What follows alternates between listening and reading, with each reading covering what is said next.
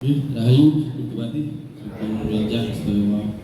Ini kita sudah memasuki hari kedua, nanti semoga diparingi kelancaran karena di pamungkasan akhir acara ini nanti kita akan ada upacara pembedahan Kundalini. Ya, ini dasar satu itu dinamakan pamekak pamegem. Jadi nanti ritualnya diikuti saja, saya pimpin nanti beberapa petugas yang saya suruh dampingi juga nanti ada. Terus ini yang baru siapa yang baru ikut? Satu, dua, oke. Nanti gak apa-apa bisa pemanasan.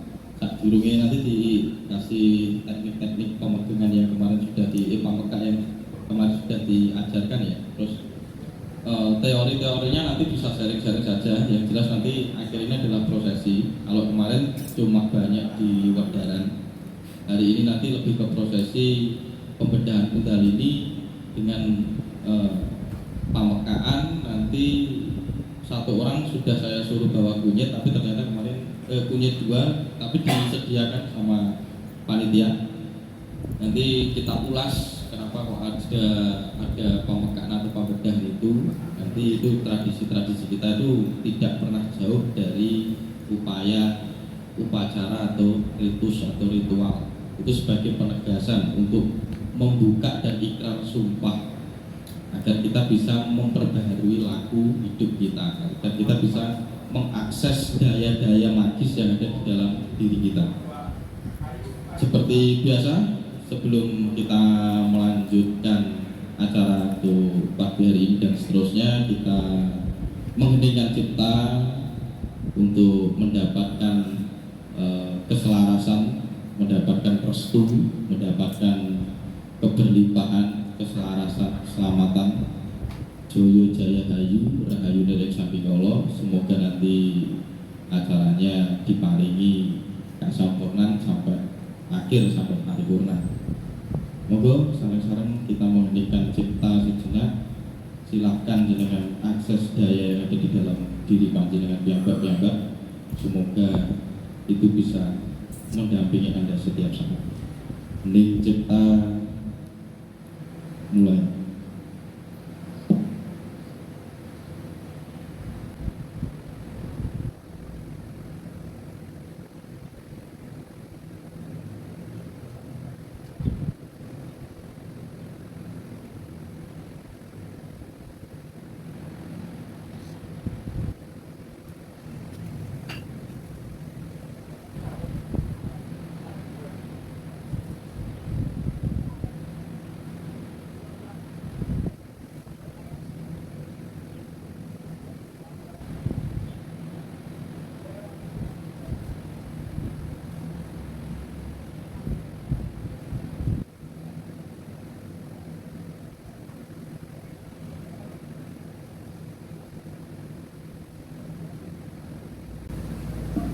Hening cipta dipun pungkasi. Atur suwun rahayu hatura selamat itu sekolah. Ini lanjut untuk acara hari kedua ini. Wedarannya saya akan membahas keterkaitan dengan komposisi Kundalini. Terus kenapa ada kaitannya dengan harus ada ritus upacaranya, harus kan pada tekok AB kemarin itu ini buka aku tenanan aktif tenan orang. Sebenarnya itu sudah ada dan sudah ada gimbal ya, setiap hari itu sudah dampingi Anda, sudah berada di dalam diri Anda. Tapi kenyataannya karena kita ini tidak pernah mengamati itu, ya tidak pernah mengarahkan ke situ, tidak pernah menyadari itu, ya seakan-akan itu tidak ada. Nah, semakin tidak diamati, semakin tidak diperhatikan, sesuatu itu tidak ada. Karena sesuatu itu ada karena kita memperhatikan itu. Kalau kita tidak memperhatikan, melibatkan kesadaran kita ke situ, sesuatu itu tidak ada. Akhirnya tidak aktif, akhirnya seakan-akan lenyap dan sirna di dalam diri Anda. Nah, nanti di pameka ini kenapa nanti ada upacara ini? Nanti sebenarnya ibaratnya disusun ulang sesuatu yang ada di dalam diri Anda itu yang sudah terpecah-pecah itu serpihannya disusun ulang. Itu makna di ritual nanti. Nah, pamegeng atau pamekaan ini dulu saya diturunkan ilmu ini dari Gunung Lawu. Jadi guru saya mengajarkan ilmu jejer pesinggahan itu ilmu tentang pembedahan menuju daya kaum roh spiritual. Itu dulu saya semenjak kelas kelas 1 SMP itu sudah menjalani beberapa lagu-lagunya. Tapi sejak SD memang sudah digembleng oleh bapak saya sendiri. Jadi bapak saya sendiri itu guru sekolah dasar, tapi beliau yang menggembleng tentang ajaran kejawen.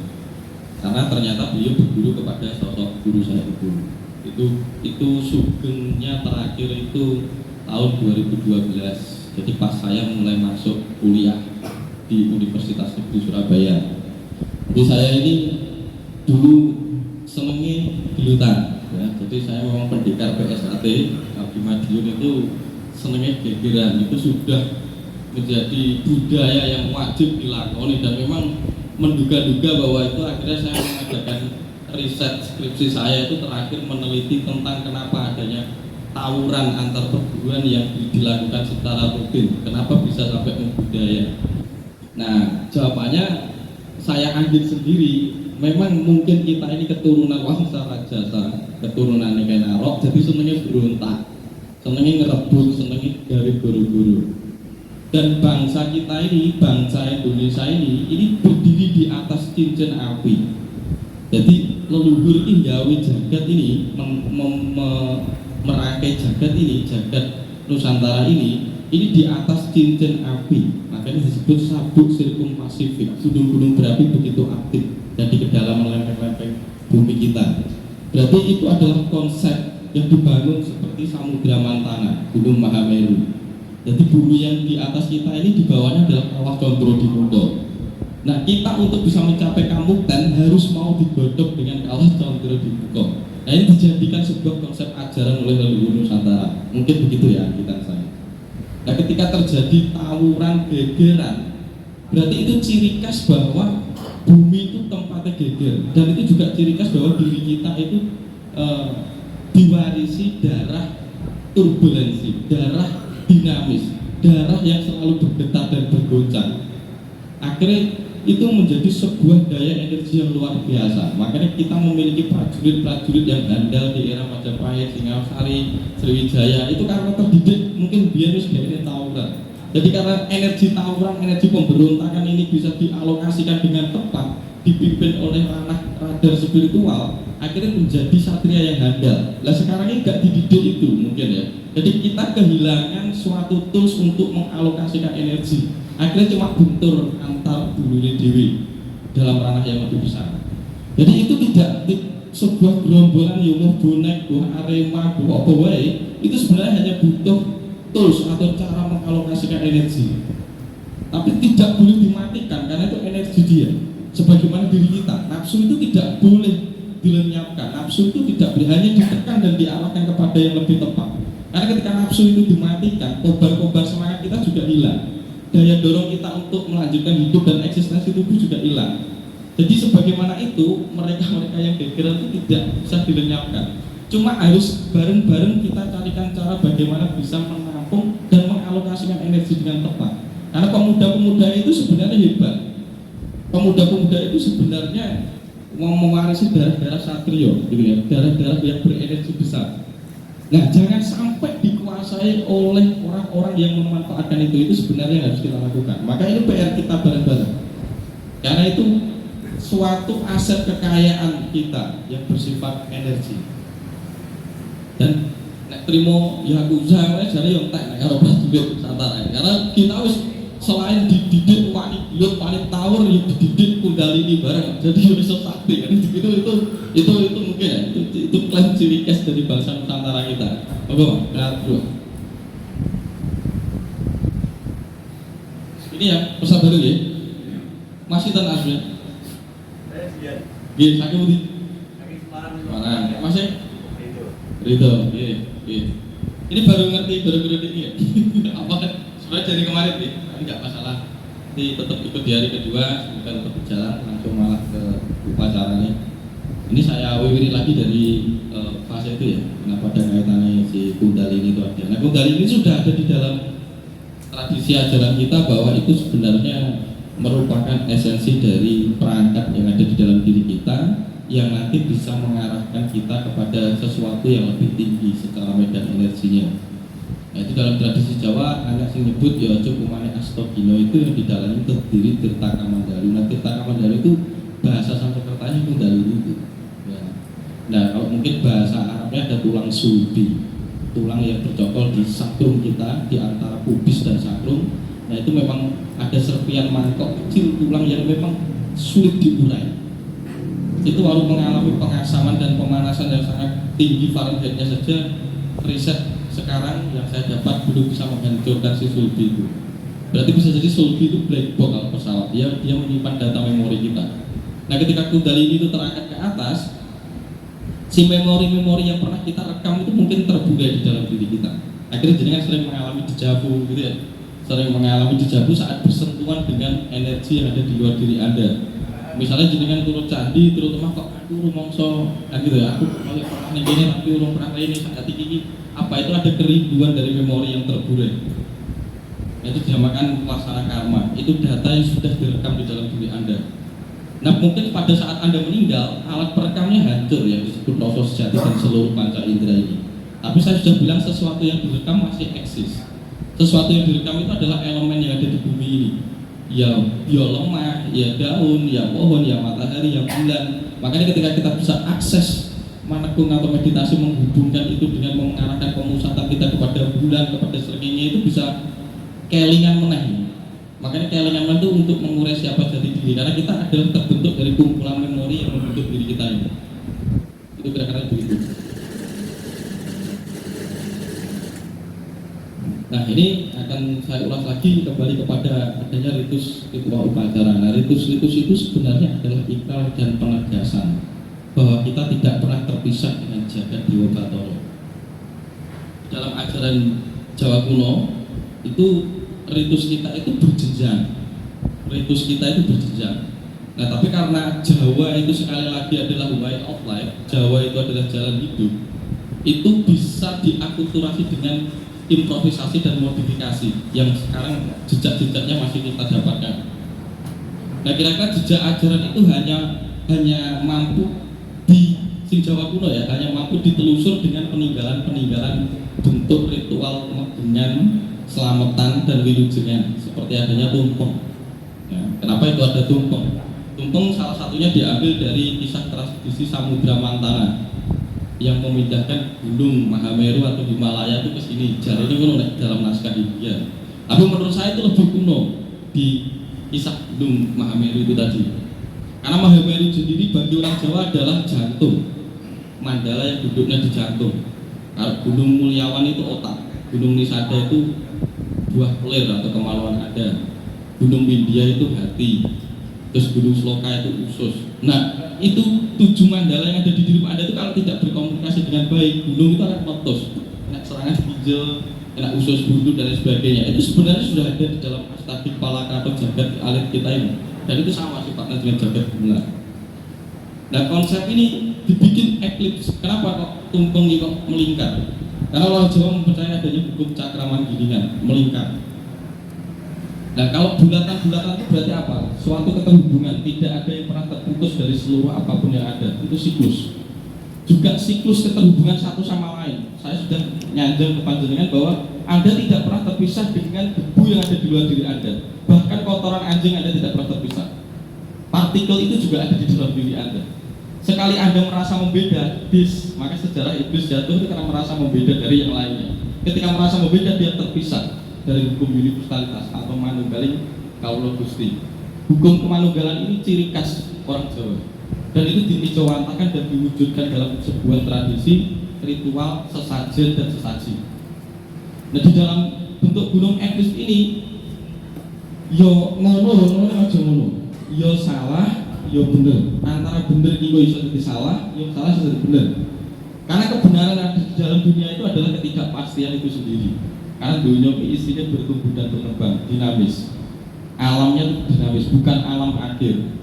Makanya kita kan hari ini menjalani udah kok mampir mobil.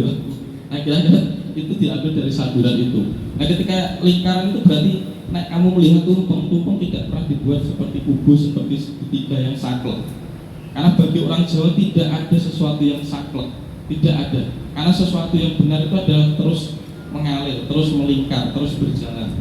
sebagaimana tumpeng, sudut pandangnya harus ketemu.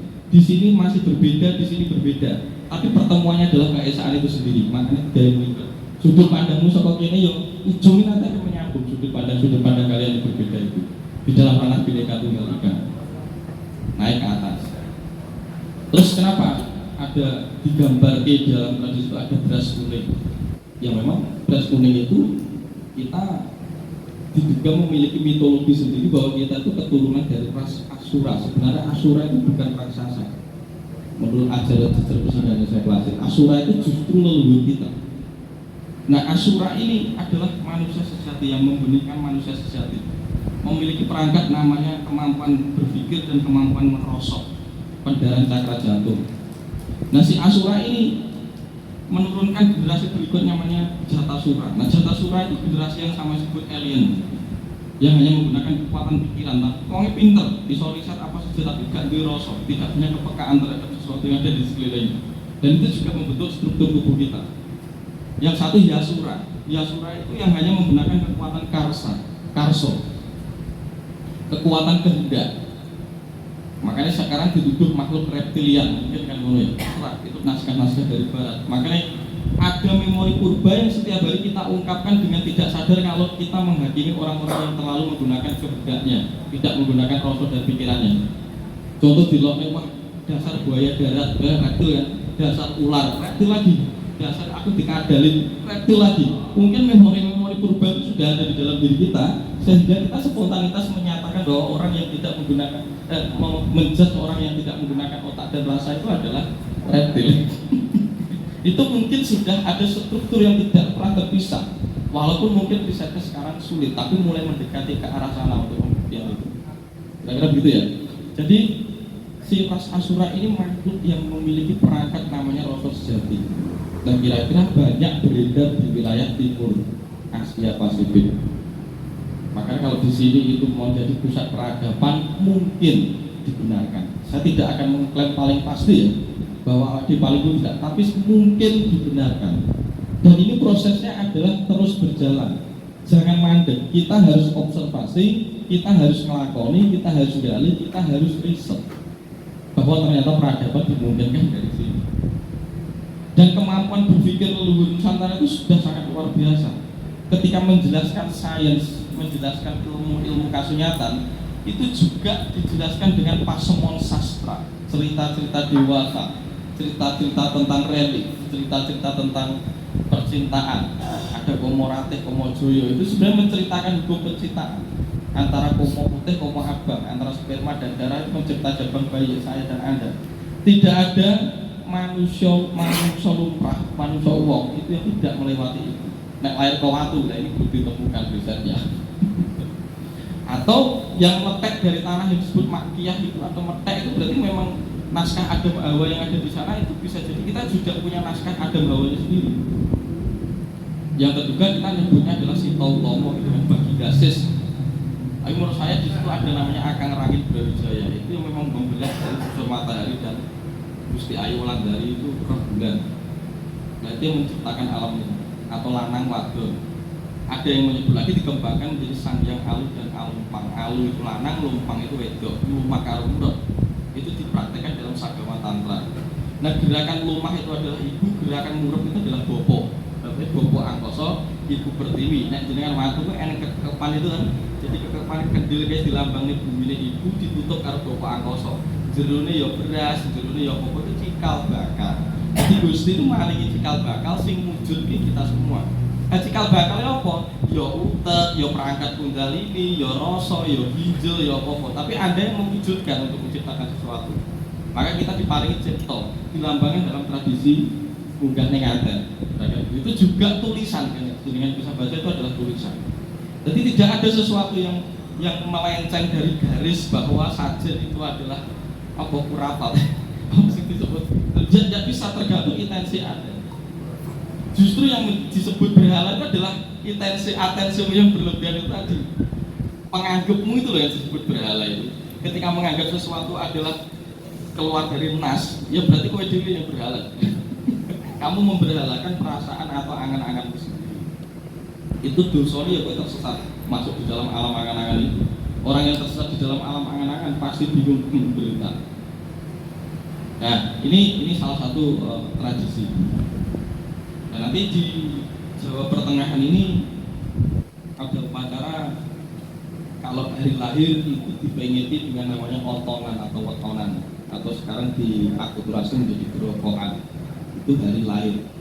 Karena leluhur mempercayai di hari lahir itulah seluruh catatan tentang dirimu itu diejawantahkan dan direkam oleh alam semesta.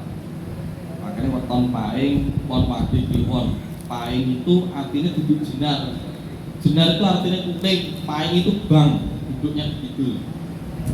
Nah, kuning itu jenar, itu duduknya pon.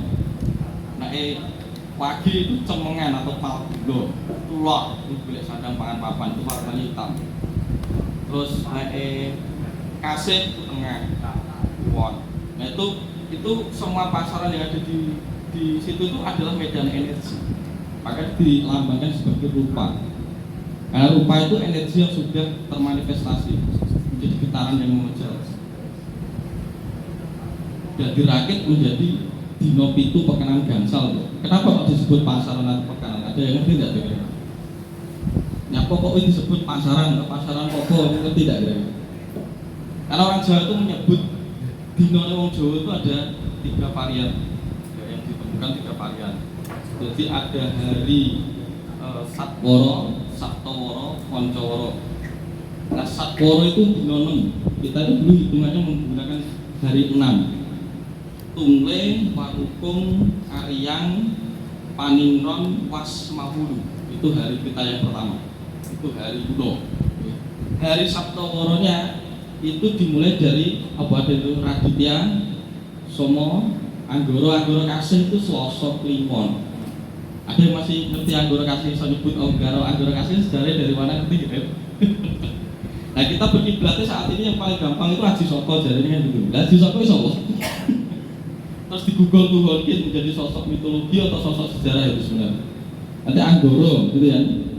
Terus Anggoro ini nanti kita masukin hari berikutnya itu ono Aditya, Somo, Anggoro, Budo, Respati, Sukro, Tumpak atau Sanis Coro itu 1. Itu hari Jawa kuno. Sampai nganggo hukuman itu. Mesti catat,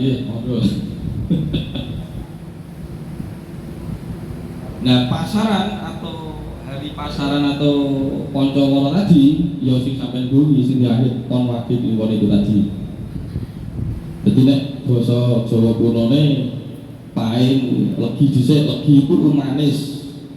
Jadi iso ngarani dengan gula legi itu manis. Manis itu legi.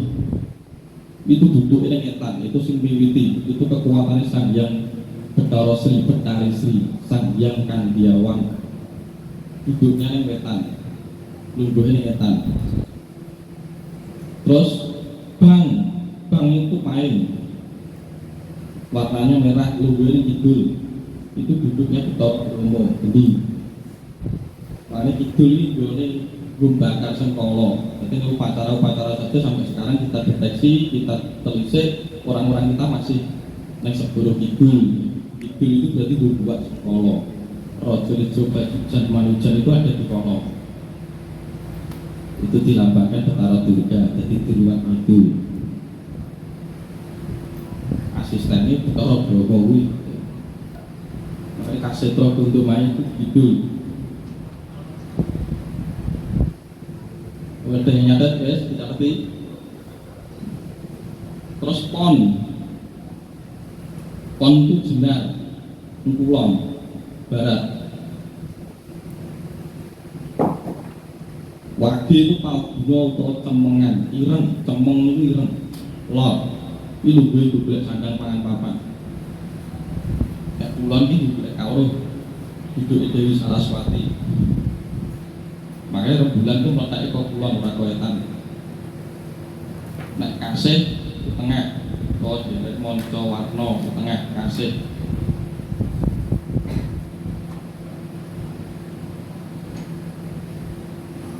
Jadi sebelum ini kita akan, kenapa kita harus buat ritual, karena berkaitan dengan ini.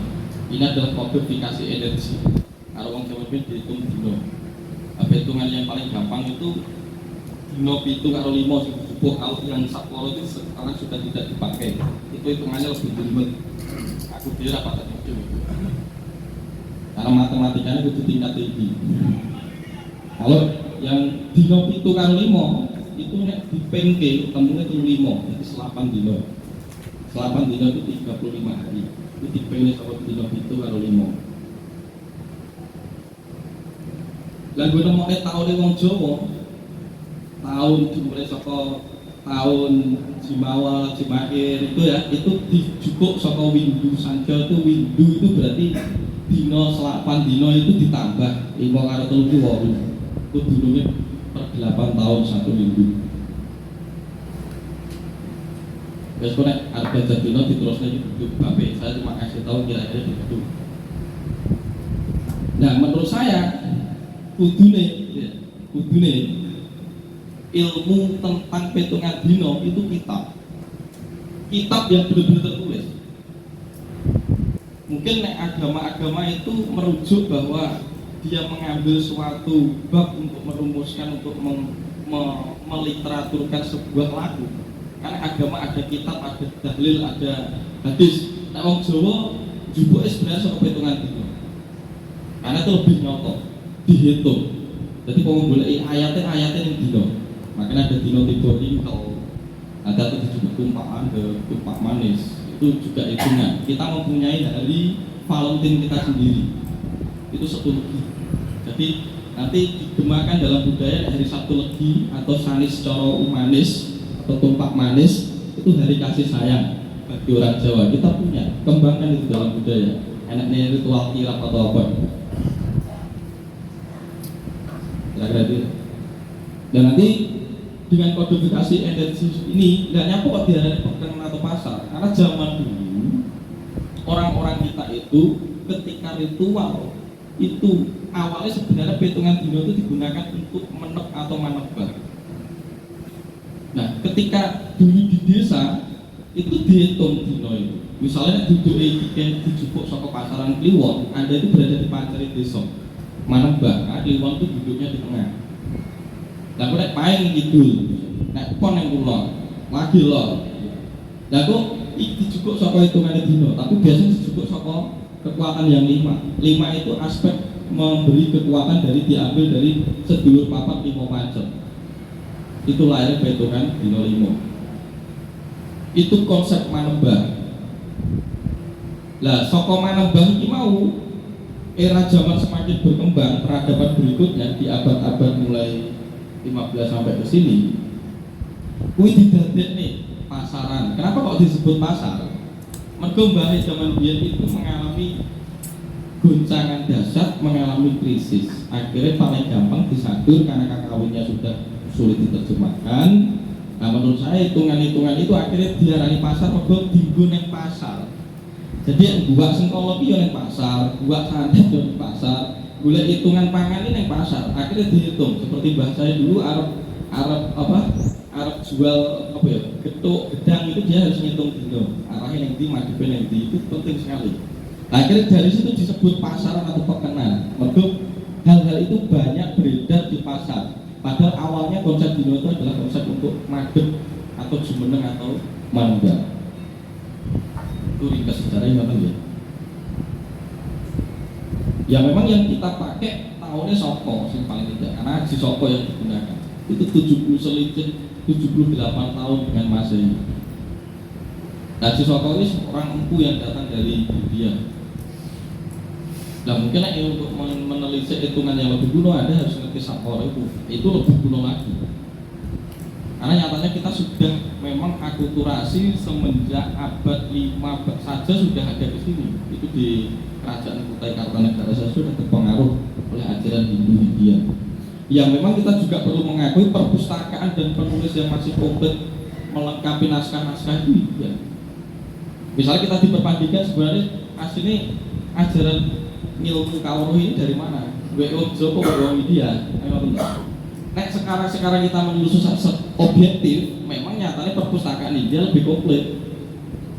Tapi nek menelusur dari jejak geografis, Nusantara memiliki jejak-jejaknya. Karena gunung-gunung yang berada di dalam kitab-kitab itu ada di wujudnya juga ada. Seperti Lawu itu kan Mahendra Puraloka misalnya gitu ya. Nah itu ada Pringgondani, ada Maespati di tempat saya kan ada. Nah, jejak-jejak itulah yang harus kita gali. Atau saya merumuskan bahwa dulu kepulauan atau geografis itu nyambung antara Bengal, Hindia, Mesopotamia, sebagian wilayah daratan Cina Selatan sampai ke Kalimantan, karena ada naskah Wong Kanung itu kan Wong Cina yang masuk sini melalui daratan Kalimantan itu. Dan itu pecah. Nyatanya Wong Dayak itu kulit-kulit itu milik Cina ya, kupingnya tuh. Dan itu memang sudah terjadi akulturasi tidak hanya lintas antropologi, tapi antropomorfisnya juga.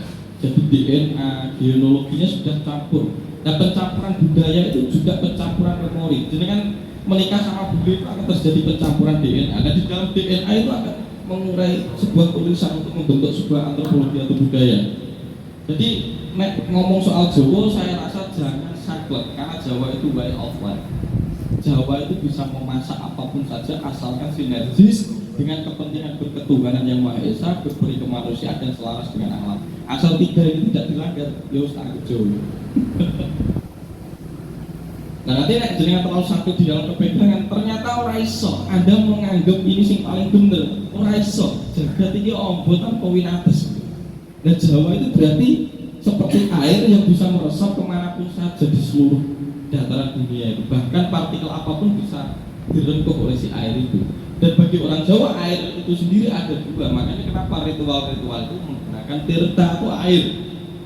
Karena air itu sebenarnya unsur ketuhanan itu sendiri. Orang Jawa mengatakan ada namanya banyu kahuripan, itu air yang tidak terindra. Itu sifatnya angkoso atau lanang, opo angkoso. Lain air yang terindra itu banyu panguripan, itu sifatnya wadon atau bium. Makanya dari Ibu Pratiwi, Ibu Pertiwi, Bopo angkoso, Ibu Pertiwi itu selalu mendampingi kita. Sebagaimana banyu kahuripan atau banyu urip. Banyu kahuripan itu di dalam diri kita adalah rasa sejati rasa. Jenengan nyadong tresno karo pasangan sampean itu wujud tresno itulah banyu kahuripan atau melas Asia. Dari banyu kahuripan akan mengejawantakan daya banyu panguripan. Akhirnya jiwa ketemu banyu abang, banyu putih, air tuyul, itu air cabang bayu yang membentuk tubuh kita. Itu kira-kira itu. Nah, tulisan-tulisan inilah memang orang Jawa itu memiliki kekayaan niskala, kekayaan yang tidak bisa terindra. Akhirnya sampai sekarang film horor tetap laris, karena itu sudah ada dari zaman dulu. Rasionalitas yang terjadi itu maksudnya tidak menyatakan bahwa ilmu itu kenyataan, tapi kasunyatan. Kalau kasunyatan itu utuh, tidak pernah menolak sesuatu yang tidak ada, karena ketidakadaan dan ada itu hanya bagian dari satu kesatuan. Makanya disebut kasunyatan. Nah bagi sains modern, sesuatu yang tidak bisa diketahui dengan indera itu dianggap tidak ada. Dan ketidakadaan bagi orang Jawa itu ya keberadaan itu sendiri. Makanya Gusti itu dianggap orang sebutan atau suwung paling gampang, atau tampil pino memang tidak bisa ada mentakar kekuatan, tidak bisa diserupakan dengan apapun. Lah bahwa bukti bahwa agama itu Jawa dianggap agama itu apa? Oh nabinya tidak ada, Tuhannya sombong yang diajukan tidak ada. Maka agama Jawa itu bukan agama, tapi way of life, jalan hidup menuju kesempurnaan. Dan agama keyakinan apapun boleh bercokol sebagaimana satu tubuh. Jadi saya analogikan bahwa Jawa itu tubuh. Nah keyakinan yang lain itu ada sesuatu yang menempel di tubuh ini. Ya irung, ya kuping, ya ilat, ya untu, ya semuanya. Semua perangkat yang menempel di tubuh ini adalah keyakinan atau agama yang struktur tubuh itu sendiri disebut Jawa. Nah nanti disitulah ketika kita bisa manunggal, diikat dalam satu kesatuan yang dinamakan Esa, Bhinneka Tunggal Ika. Itu karena di dalam perbedaan Anda bisa manunggal dan bercokol. Nek sampai segegeran perkara perbedaan, Anda ngocol ning awake sampean dhewe. Karena setiap pribadi itu ada yang memiliki keyakinan A, B, dan C itu sebenarnya manusia nyambung. Setiap pribadi ada sing karyawan, ada sing bos itu sebagaimana tubuh. Ada orang yang berperan dari telinga, dari hidung, dari meripat. Itu ya di diri Anda sendiri yang Anda bahasa. Dan terus kenapa yang Anda masalahkan perbedaannya?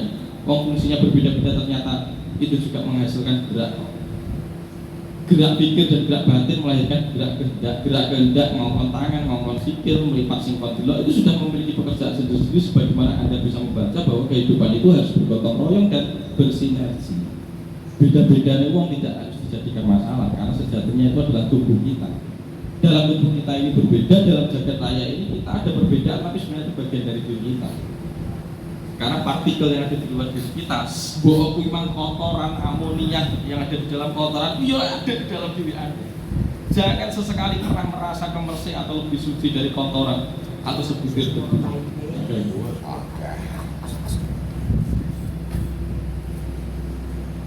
Terus ini ada yang tadi pertengahan itu ternyata ritual tadi ada potongan, terus setelah potongan itu menginjak akhir balik itu diupacarai, kemarin saya ikuti namanya pangkur atau pamandes. Pangkur atau pamandes itu di dalamnya juga ada supnya, namanya kalau si perempuan itu diambil cairan darah haid pertama, ditutup, disimpan. Oke, nanti si lanang supet dan pangkur. Supet itu disunat, pangkur itu untungnya digesek, siung, karena kita tuh memiliki karakter bataran tiga di dalam diri kita.